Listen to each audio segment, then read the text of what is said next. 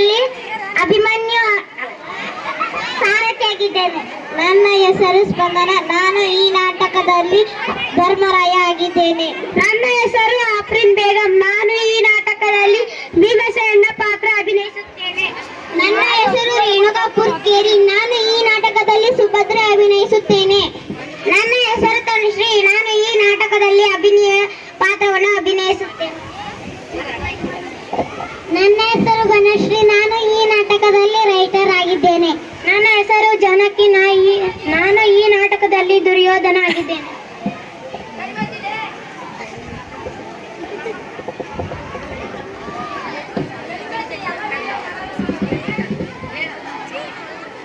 ಕೌರವರಿಗೂ ಪಾಂಡವರಿಗೂ ಕುರುಕ್ಷೇತ್ರದಲ್ಲಿ ಘನಘೋರ ಸಂಗ್ರಾಮ ನಡೆಯುತ್ತಿತ್ತು. 12ನೇ ದಿನ ದ್ರೋಣಾಚಾರ್ಯರು ಚಕ್ರವ್ಯೂಹವನ್ನು ರಚಿಸಿದ್ದರು.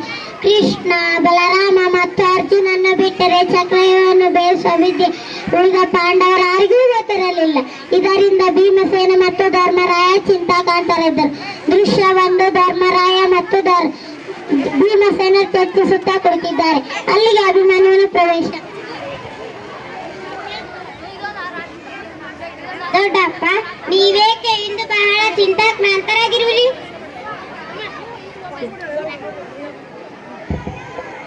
ದಾಮಗು ಅಭಿಮನ್ಯು, ಇಂದು ದ್ರೋಣಾಚಾರ್ಯರು ಯುದ್ಧ ಭೂಮಿಯಲ್ಲಿ ಚಕ್ರವ್ಯೂಹವನ್ನು ರಚಿಸಿದ್ದಾರೆ. ಅದನ್ನು ಭೇದಿಸುವ ವಿದ್ಯೆ ನಿನ್ನ ತಂದೆಯಾದ ಅರ್ಜುನ, ಶ್ರೀಕೃಷ್ಣ ಹಾಗೂ ಬಲರಾಮರಿಗೆ ಮಾತ್ರ ಗೊತ್ತು. ಅವರು ಈಗ ಅನಿವಾರ್ಯವಾಗಿ ಸಂಶಪ್ತಕರೆಂಬ ರಾಕ್ಷಸರನ್ನು ಎದುರಿಸಲು ಹೋಗಿದ್ದಾರೆ. ಈಗ ಏನು ಮಾಡಬೇಕು ಎಂಬುದೇ ದೊಡ್ಡ ಚಿಂತೆಯಾಗಿದೆ. ಇಷ್ಟು ಚಿಕ್ಕ ವಿಷಯಕ್ಕೆ ಅಷ್ಟೊಂದು ಚಿಂತೆಯೇ? ಏನು ಇದು ಚಿಕ್ಕ ವಿಷಯವೇ? ಪಾಂಡವರಿಗೂ ಕೌರವರಿಗೂ ಬಿಲ್ವಿದ್ಯೆ ಕಲಿಸಿದ ದ್ರೋಣಾಚಾರ್ಯರು ರಚಿಸಿದ ಚಕ್ರವ್ಯೂಹವನ್ನು ಭೇದಿಸುವುದು ಅಷ್ಟು ಸುಲಭದ ಕೆಲಸವೇ? ಚಿಂತೆಯನ್ನು ಬಿಡಿ ದೊಡ್ಡಪ್ಪ. ಚಕ್ರವ್ಯೂಹವನ್ನು ನಾನು ಭೇದಿಸುತ್ತೇನೆ. ನನ್ನನ್ನು ಆಶೀರ್ವದಿಸಿ ಕಳಿಸಿಕೊಡಿ. ಅಭಿಮನ್ಯುವಿನ ಮಾತುಗಳನ್ನು ಕೇಳಿ ಮನದಲ್ಲೇ ಹೆಮ್ಮೆ ಪಡುತ್ತಾನೆ. ಬೇಷ್ ಕುಮಾರ, ನಿನ್ನ ಪರಾಕ್ರಮದ ಮಾತುಗಳನ್ನು ಕೇಳುತ್ತಿದ್ದರೆ ನನಗೆ ಅತೀವ ಸಂತೋಷವಾಗುತ್ತಿದೆ. ನಿನ್ನನ್ನು ಪಡೆದ ನಾವೇ ಧನ್ಯರು. ಆದರೆ ಹಾಗೆಂದರೇನು ದೊಡ್ಡಪ್ಪ? ನನ್ನ ಸಾಮರ್ಥ್ಯದ ಮೇಲೆ ನಿಮಗೆ ಶಂಕೆ? ನನ್ನ ಮೈಯಲ್ಲಿ ಹರಿಯುತ್ತಿರುವುದು ಕ್ಷತ್ರಿಯ ವಂಶದ ರಕ್ತ. ನಾನು ಜಗತ್ಕಿತ್ಯಾದ ಅರ್ಜುನನ ಮಗ. ಹೌದು ಮಗು, ನೀನು ಹೇಳುತ್ತಿರುವ ಮಾತುಗಳಲ್ಲಿ ಸಂದೇಹವೇ ಇಲ್ಲ. ಆದರೆ ಈ ಘನಘೋರ ಯುದ್ಧವು ನಿನ್ನಂತಹ ಬಾಲಕನಿಗೆ ಸಲ್ಲದು ಕುಮಾರ.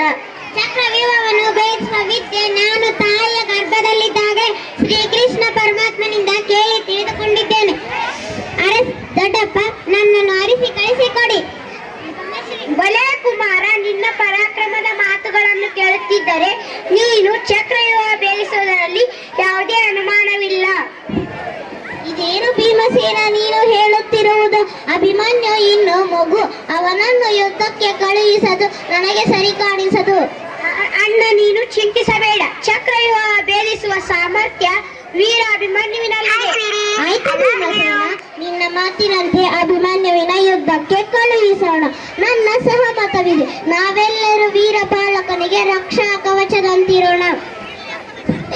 ಬಹಳ ಸಂತೋಷ ದೊಡ್ಡಪ್ಪ, ನನ್ನನ್ನು ಆಶೀರ್ವದಿಸಿ ಎಂದು ಹೇಳಿ ಧರ್ಮರಾಯ ಭೀಮಸೇನರ ಪಾದಗಳಿಗೆ ನಮಸ್ಕರಿಸಿ ಹೊರಡುವನು. ದೃಶ್ಯ 2. ಸುಭದ್ರೆಯ ಅರಮನೆ. ಅಭಿಮನ್ಯು ತನ್ನ ತಾಯಿ ಸುಭದ್ರೆಯ ಪಾದಗಳಿಗೆ ಅಮ್ಮ, ಈ ದಿನ ಕುರುಕ್ಷೇತ್ರ ಯುದ್ಧದಲ್ಲಿ ಚಕ್ರವ್ಯೂಹವನ್ನು ಭೇದಿಸುವ ದೊಡ್ಡಪ್ಪಂದಿರಾದ ಧರ್ಮರಾಯ ಹಾಗೂ ಭೀಮಸೇನರಿಂದ ಆಶೀರ್ವಾದ ಪಡೆದು ಬಂದಿದ್ದೇನೆ. ನೀನು ನನ್ನನ್ನು ಹರಿಸಿ ಕಳಿಸಿಕೊಡು.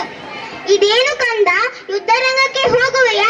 ಅಲ್ಲಿ ಚಕ್ರವ್ಯೂಹವನ್ನು ಭೇದಿಸುವೆಯಾ? ಏಕಮ್ಮ, ಈ ಸುಭದ್ರಾನಂದನ ವೀರ ಅಭಿಮನ್ಯುವಿನ ಮೇಲೆ ನಿನಗೆ ಸಂದೇಹವೇ? ನನ್ನನ್ನು ಹರಿಸಿ ಕಳಿಸಿಕೊಡಮ್ಮ.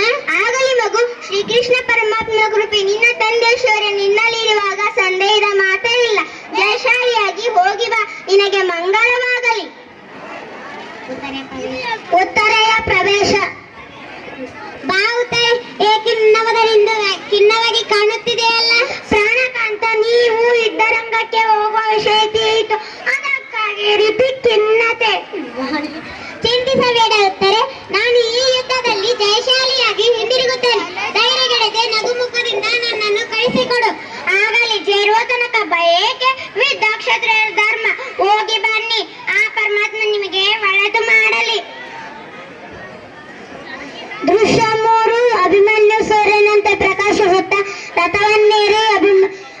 ರಥವನ್ನೇರಿ ಯುದ್ಧ ಭೂಮಿಯ ಪ್ರಕಾಶ ಮಾಡುತ್ತಾನೆ. ಸಾರಥಿಯನ್ನು ಕುರಿತು. ಸುಮಿತ್ರ, ಆದಷ್ಟು ಬೇಗ ನನ್ನನ್ನು ದ್ರೋಣಾಚಾರ್ಯ ರಚಿಸಿ ಚಕ್ರವ್ಯೂಹದ ಕಡೆ ಕರೆದುಕೊಂಡು. ಅಭಿಮನ್ಯುವೊಂದಿಗೆ ಪಾಂಡವರು ಸೈನ್ಯರು ಅಭಿಮನ್ಯುವನ್ನು ನೆರಳಿನಂತೆ ಹಿಂಬಾಲಿಸಿ ಬರುತ್ತಾರೆ. ಬನ್ನಿರಿ, ಬನ್ನಿರಿ, ಒಬ್ಬೊಬ್ಬರಾಗಿ ಬನ್ನಿ. ನಿಮ್ಮನ್ನೆಲ್ಲ ಕರಗಳಂತೆ ತೂರಿ ಯಮಪುರಕ್ಕೆ ಕಳಿಸುತ್ತೇನೆ. ದ್ರೋಣ, ಕರ್ಣ ಹಾಗೂ ಇತರ ಕೌರವ ಸೇನಾ ಸೇರಿ ಅಭಿಮನ್ಯು ವೀರಾವೇಶ ನೋಡಿ ಆತನನ್ನು ಮುಗಿಸಲು ತಂತ್ರ ಹೂಡುವರು. ವೀರಾವೇಶದಿಂದ ಹೋರಾಡುತ್ತಿರುವಾಗ ಕೌರವರ ಹಿಂದಿನಿಂದ ಬಂದು ಅಭಿಮನ್ಯುವಿನ ಕೈಯನ್ನು ಕತ್ತರಿಸರು. ರಣ ಹೇಳಿಗೆ, ತಾಯಿಯ ಹಾಲುಂಡ ಯಾವುದೇ ಕ್ಷತ್ರಿ ಕೆಲಸ ಮಾಡಲಾರ. ವೀರಾವೇಶದಿಂದ ಎದುರಿಸಿ ಹೋರಾಡು ಸತ್ತು ಸ್ವರ್ಗ ಸೇರುವುದನ್ನು ಬಿಟ್ಟು ನರಕದ ದಾರಿ ಹಿಡಿಯುತ್ತೀರ. ನಿಮಗೆ ಧಿಕ್ಕಾರವಿರಲಿ. ಸೈಂಧವ ರಾಜ, ಬಿಡಬೇಡ ಹೊಡೆ. ಕರ್ಣ, ಜಯದ್ರಥ, ನೀವೆಲ್ಲರೂ ಅವನ ಮೇಲೆ ಒಟ್ಟಾಗಿ ಬೀಳಿರಿ. ಅಭಿಮನ್ಯು ರಥದ ಚಕ್ರವನ್ನು ಕೈಯಲ್ಲಿ